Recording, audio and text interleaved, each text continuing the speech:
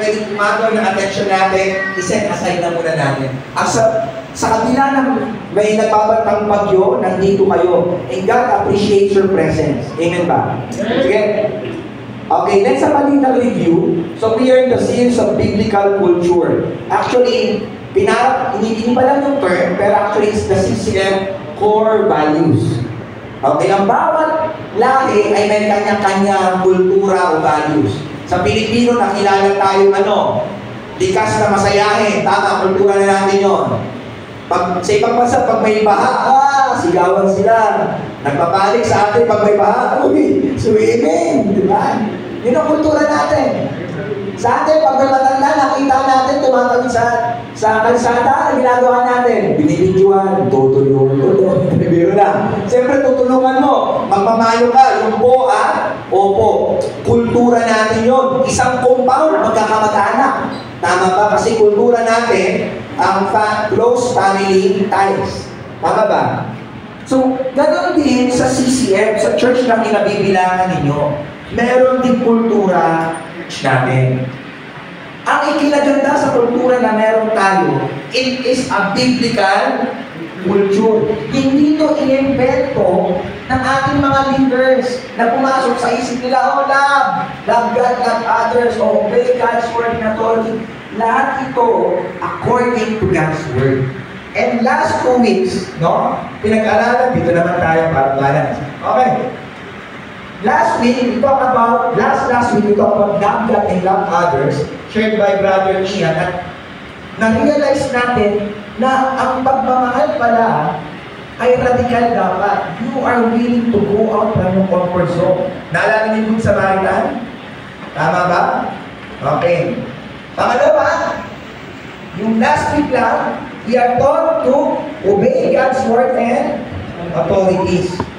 Okay? Totoo naman, paano mo masasabing, mahal mo ang Panginoon kung hindi mo sinusunod yung mga authorities na nilagay niya sa mundo? Maging ang kanyang salita. Sabi nga sa Bible, if you love me, you will obey my commandments. Tama ba? Okay. Ngayon, we are on the third core value, which is volunteer. Treasure, talent, and time. Okay? Kaway-kaway naman lahat ng workers ng CCM Payatas. Yan. Okay. Pwede bang tumayo kayong lahat? Let's appreciate lahat ng small group leaders. Lahat ng mga volunteers natin. Could you all stand? Yan. Okay. Ang mensahe na ito ay para sa lahat. At ito rin ay mensahe para ipakita natin sa iyo that we appreciate all the volunteers of the church. Amen ba? Okay, so let's all be seated. Yan. So, alam mo, marami na tayo naging prayer. Tama ba? May nag-pray tayo, Lord, tulungan mo ako magtagumpay. Lord, tulungan mo ako malagpasan ang mga problema at suliranin ko. Lord, tulungan mo akong gumaling sa aking karamdaman. Okay? Pero yung prayer na ko, bihira itong lumalabas sa bibig ng mga Kristiyano. Okay? Sige. Can we all do this prayer at gawin natin personal? Sige. Sabay-sabaw. 1, 2, 3, go! Make me a servant, humble and meek, Lord. Help me lift up those who are weak, and make the prayer of my heart always be, make me a servant, make me a servant, make me a servant. Okay. That's a wonderful prayer. Actually, bihira i-pray, Lord, tulungan niyo ako maging tagapaglingkod ng aking kapwa. Para ang hirap sabihin, para mas masarap, Lord, tulungan mo ako ma-promote. Kasi pag na-promote ako, susunod sila sa akin. Tama, mas magandang prayer yun. Tama ba? Pero yung ganito, Lord, tulungan mo ako maging tagapaglingkod ng aking kapwa. Tulungan mo ako uminatin. Para buhatin sila paangat. Parang gano'n ang ibig sabihin yan. Pero this is biblical prayer. Ang pag-aaralan natin ngayon is, make me a servant. Okay? Point 1, the mind of a servant. Paano ba tumatakbo dapat ang isip ng isang tagapaglingkod ng Diyos? Point 2, the heart of a servant. Ano dapat ang laman ng puso niya? At point 3, the hands of the servant. Paano dapat siya kumikilos? Ready na ba kayo? Okay. Ngayon, let's talk 1, the mind of a servant. Alam mo, nakakatuwa yung kwento na kung saan, yung tatay kasi boss boss siya dun sa, sa kumpanya niya. So pag uwi niya, diba, gusto niya, ginagawa ng misis niya sa kanya, pinaglilingkuran siya. Pag naliligo siya, nakasampay na yung tuwalya, yung lahat ng sosote, nandun na, nakaready na, paglabas niya, nakahanda na yung pagkain. Ganon. Yung misis niya, sunod na sunod sa kanya. Pag alis niya, yung misis naman niya, yung mga anak, ay, nakaupo na, inutusan yung mga anak, gawin niyo yan, gawin niyo yan, gawin niyo yan. Pag umalis na yung nanay, para mamarete, naiwan na yung panganay, tsaka yung bunso. Yung panganay naman, inutusan yung bunso, gawin mo to, kukungan pa yung bunso, di ba? Tapos pag yung panganay, pumasok na sa school, iwan yung bunso, may aso. Nakutin mo yung sarili mong dumi. Okay? Di ba? Kasi, nakakahawa ang isang attitude na wala kang paglilingkod. Pero ang isang puso na marunong maglingkod, nakakahawa rin siya. Being a boss and being a leader is two different things. Okay? Magkaibang dalawang bagay ang pagiging leader at ang pagiging boss. Saan nyo gusto nyo mag-aral? Ang sarap kasi dun sa pagiging boss, no? Yung sa utos mo lang, yung presensya ko pa lang, nakakanta na sila, ay si boss! Diba? Pero yung leader pag dumating, diba? Ang saya ng mga tao, nandiyan na sila, no? Diba? Ang tanong saan mo gusto? Okay? Ngayon, pag-aaralan natin, ano ang dapat nasa utak ng isang servant? Pakibasa, sabay-sabay. One of my purpose on the earth is to serve God by serving others. Okay? Ano dapat ang isa sa mga layunin mo? Maglingkod sa Diyos. Alam nyo, I'm talking to genuine Christians. Okay? Okay, at sa mga nagsisimula pa lang makilala ang Panginoon, make this an inspiration to you. Alam naman natin, noong tayo ay mga hindi pa Kristiyano, tama ba? Nag-aaral tayo maigi para makamit natin ang ating mga pangarap. Gusto natin magtrabaho para magkaroon tayo ng bahay. Gusto natin mag-asawa para maranasan natin yung dapat natin maranasan. Gusto natin magkaroon ng mga anak para magpatuloy ang ating lahi. At gusto natin mag-promote sa trabaho kasi gusto natin ng fame, recognition. At gusto natin tumanda para ma-enjoy natin ang retirement benefits natin. Nagigits nyo? Ganyan ang takbo ng isang regular o normal na tao. Pero naging Kristiyano ka na, naunawaan mo na ang lahat ng bagay sa mundo ay panandalian lamang at naunawaan mo na namatay si Jesus para bayaran ang iyong mga kasalanan para ikaw ay makasama niya habang buhay. Ito na ang nagiging purpose mo. To serve God by serving others. Kaya kapag hindi ganyan ang laman ng puso at isip mo, mga kapatid, may problema ka. Hindi mo nauunawaan ang ginawa ng Diyos para sa iyo. Okay? Gets nyo? Okay. Okay. Another thing, pakibasa. We must change our way of thinking from me-centered thinking to Him-centered thinking. Okay? Dapat na natin iwan yung kaisipan na ako. Dapat ang goal na natin ay isipin ang Diyos. Tatandaan natin, no? Ang hirap kasi pag, ganyan paano ko maglilingkuran ng Diyos? Nasa langit siya. Diba? Nasa langit siya. Akit na ako sa langit para paglingkuran ko siya. Tama ba? Hindi yun ganon. Sabi sa Biblia, kung ano ang ginagawa mo sa iyong kapwa, ay ginagawa mo sa Kanya. Okay? Kaya kapag naglilingkod ka sa kapwa mo, ginagawa mo talaga yun para sa Diyos. May bata nga tinanong, school yun Paglalaki na gusto maging doktor para tulungan yung mga kapwa kong may sakit. Diba? Yung joke na yun? Gusto ko maging mga mayayaman, maging pulis para ikaw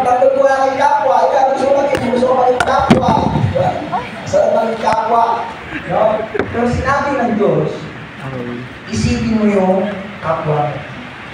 Okay? Let's continue. Sige, basahin natin yung verse na ito para magkaroon tayo ng theological grasp. Ano yung sinasabi ko? Pakibasa. Sabay-sabay ito. For by grace, you have been saved through faith, and that not of yourselves. It is the gift of God, not as a result of your works, so that no one may boast. Pamilyar na pamilyar tayo dito. Amen ba? Sobrang pamilyar kayo.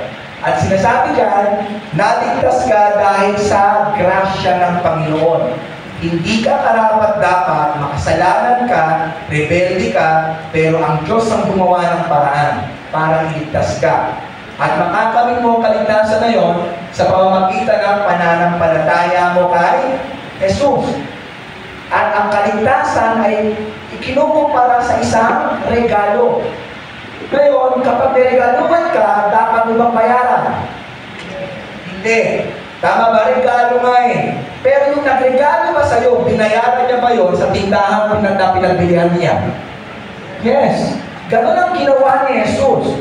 Regalo sa'yo ang kaligtasan kasi binayaran niya ng kanyang buhay doon sa krus ng Kalbaryo. Kaya naging regalo yan sa'yo. Hindi yan dahil marami kang ginawa. Hindi yan dahil mabait ka. Kasi kung gano'n ang paraan para pagpasok sa langit, papaitan, no? Pag nakita mo roon si Mary Magdalene, bakit nandito ka, isa kang prostitute, at nakita mo roon yung kasama ni Jesus na napako sa krus, na nagsabi na, Jesus, alalahanin ko kapag nag-aali ka na, baka sabihan mo, bakit nandito ka, isa kang kriminal. Kaya nakikita mo na ang pagpasok sa langit ay hindi dahil sa ating mga gawa. Okay? Pero minsan, humihinto tayo dito.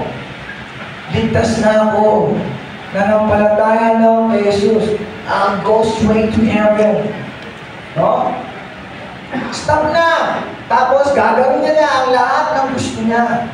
Mali kapatid, hindi mo naunawaan ang paglilingkod. Sapagkat ang Ephesians 2:8-9 ay hindi natapos doon. Meron siyang Ephesians chapter 2 verse 10. Pakibasa po.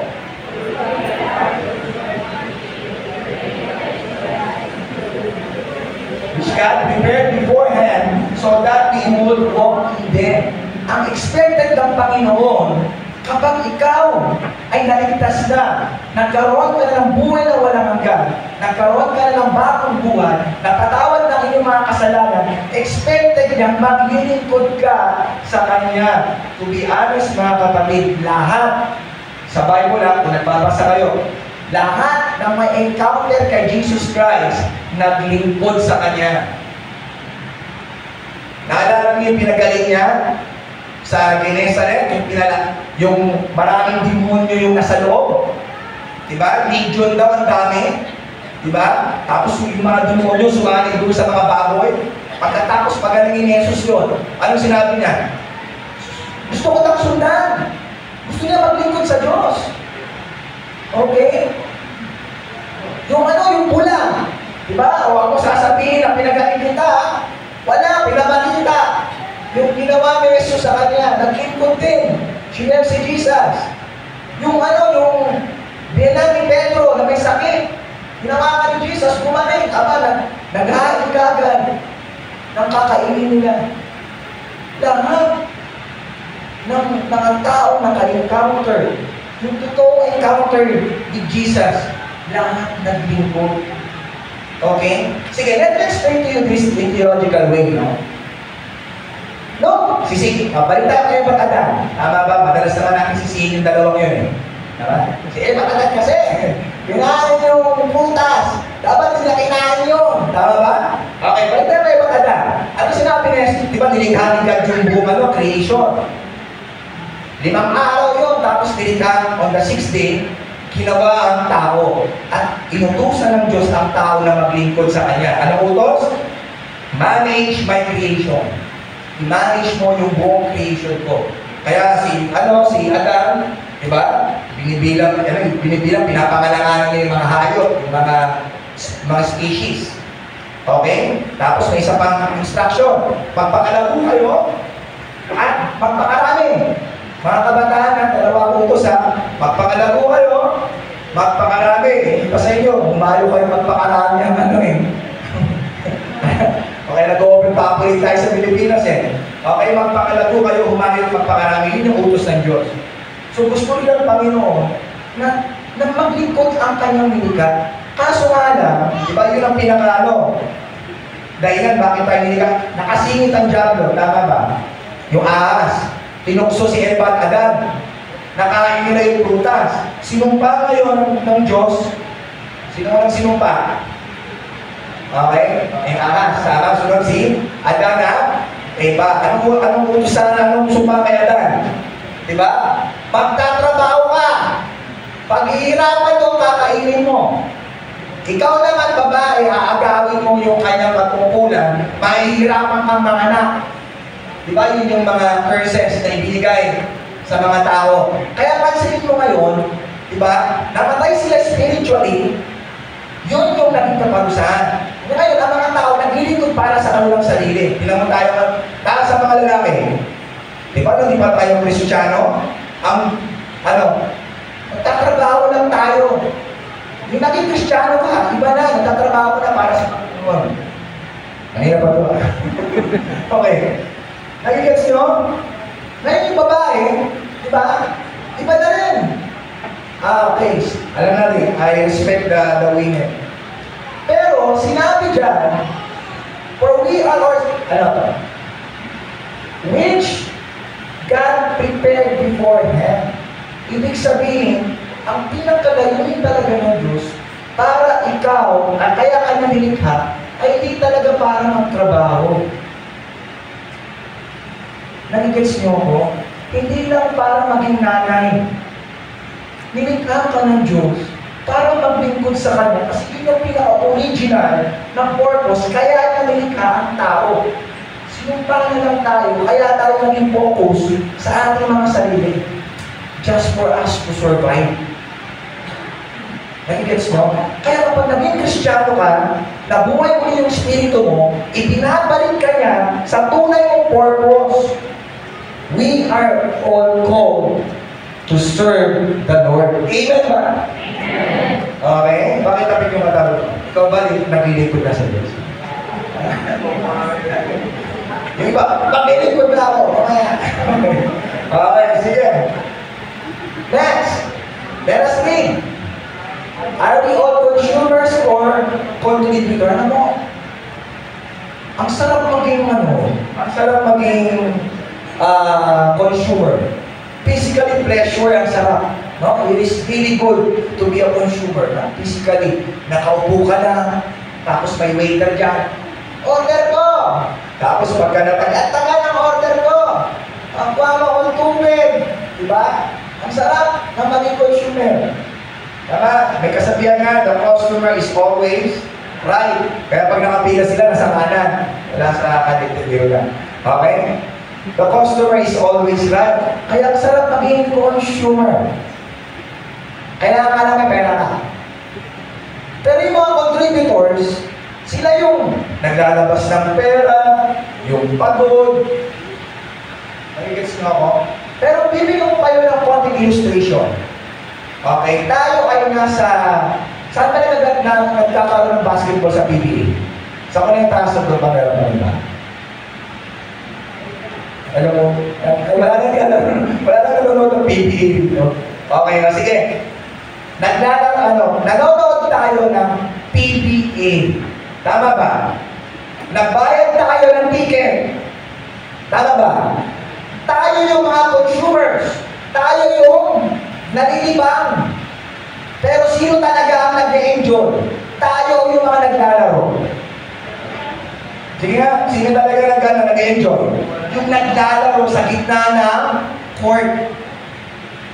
Sila yung nakakaranas ng kaligayahan paano maglaro ng basketball.